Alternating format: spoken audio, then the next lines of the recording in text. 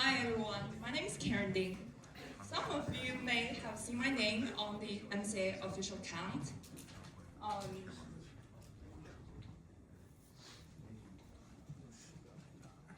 Maybe you've heard about the girl who climbed 7,000 meter peak last summer. Most of you probably haven't met me in person, and that's fine. Today, I want to share something you won't find on the internet. The story of how I learned that being real is more important than being perfect.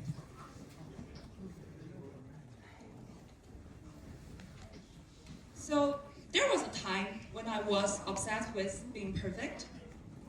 I want to look flawless, like the IG trend, it girl, or clean girl. I tried to imitate trends, craft the perfect appearance, and be admired.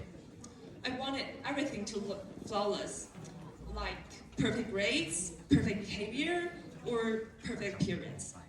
But the truth is, I was lost. I didn't know what I loved. I didn't know who I truly was. And I had very few deep friendships.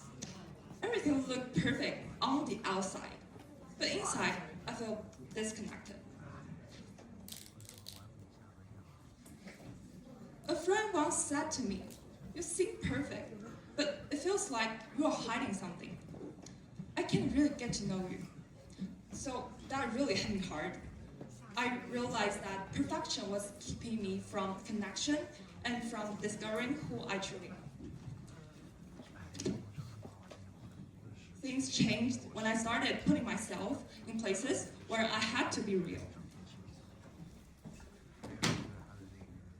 Look, the messy one, the vulnerable one, it's all just real me. So for me, that place was the mountains. I realized something out there. Being alive matters more than being pretty. I'm not elegant or untouchable.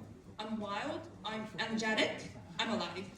Because in the mountains, no perfect hair, no makeup, no perfect photos. You are sweating, shaking, breathing hard, fully in the moment.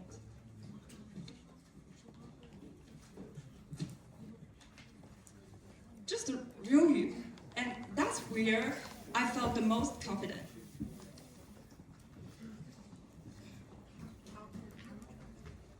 This lesson became even clearer during my college application process. My advisor initially tried to package me as the perfect applicant, someone with leadership, teamwork, self-drive, compassion, and an impressive resume of activities. Everything was polished to look ideal, but none of that was truly me. When I took the time to write my own essays during my gap year, I finally had a chance to express my real thoughts and my real voice. Writing became effortless, and I felt alive in a way that perfection could never have given me. Through this experience, I realized that real is better than perfect. Over time, I found 8 steps that helped me practice being real instead of chasing possible perfection.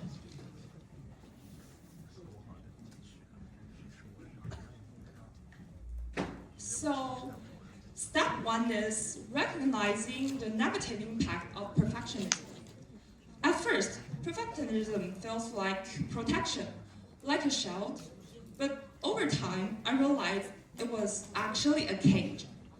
I was trying so hard to look perfect.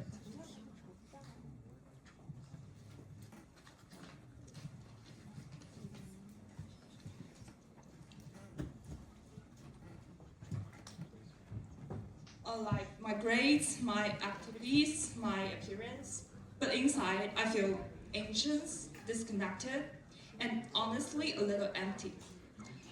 That's when I realized perfection doesn't bring you closer to people.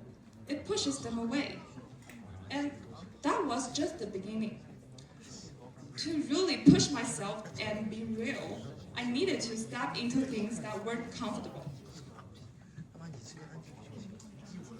Things that required courage.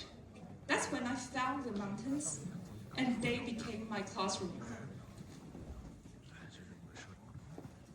So step is accepting your imperfection.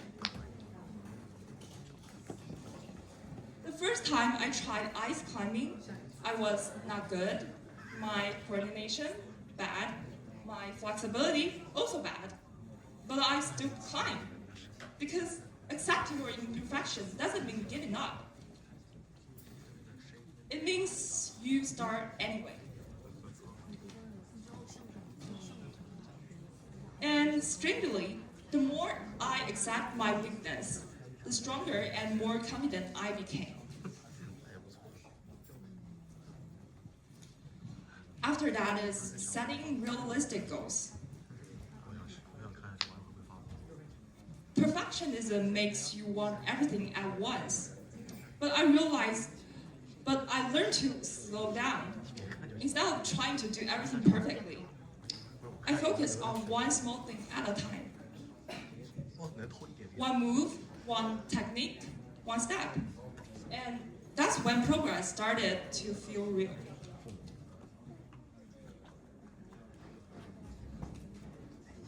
So the next step is learning from failure.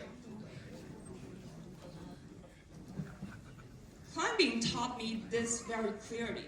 Sometimes I would waste so much energy because my position was wrong. And instead of thinking, why am I not as good as others? I started asking, what can I do better? Like adjusting my body into a more stable position, and step by step, I improved. Failure wasn't something to avoid anyone. It became part of the process.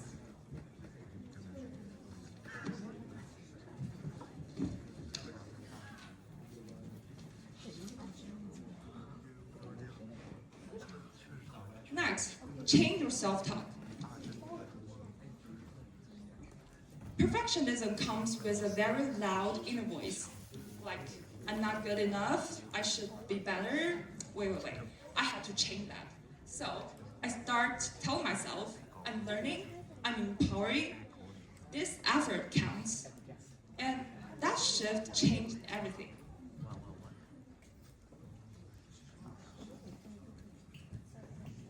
The next step is seeking support and connection.